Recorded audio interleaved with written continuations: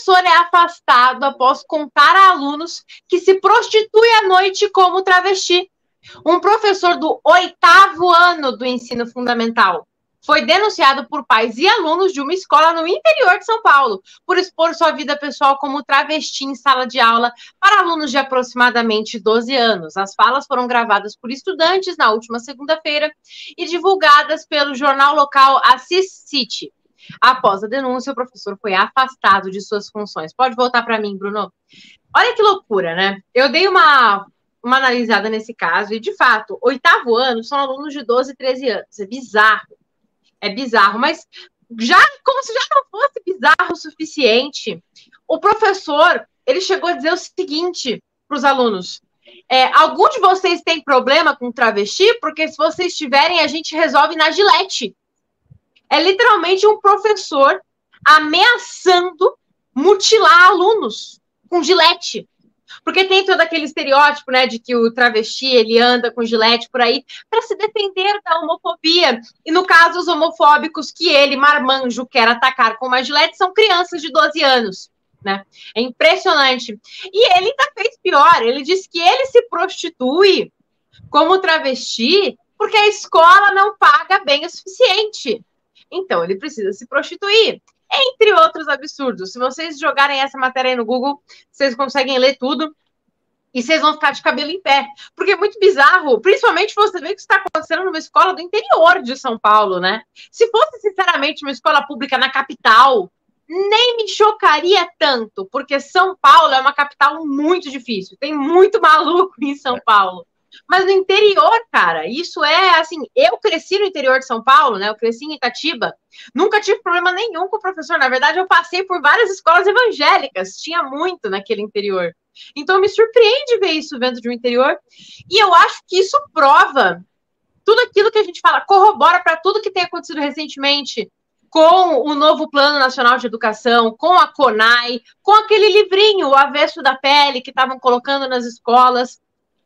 Chega num ponto em que não tem como a gente negar mais que o foco deles, de fato, são as crianças o mais jovem possível. Quanto mais jovem, melhor.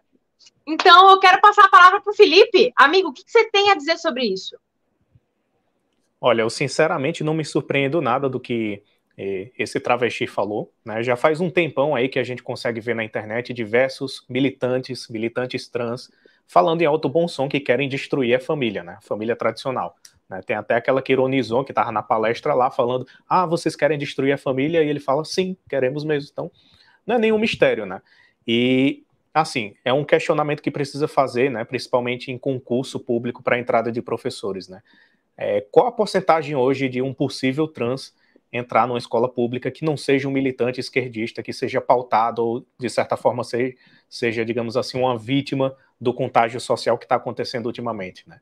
Porque está acontecendo essa explosão de trans de maneira muito conveniente, com essa pauta, com essa propaganda, com esse processo de engenharia social que a gente está testemunhando, né? E qual a probabilidade dele não ser militante e ele não ter essa intenção de se inserir na educação básica para poder introjetar, né, inocular na cabeça das crianças uma mentalidade que seja a favor dessas pautas esquerdistas, identitárias, progressistas e tudo mais, né?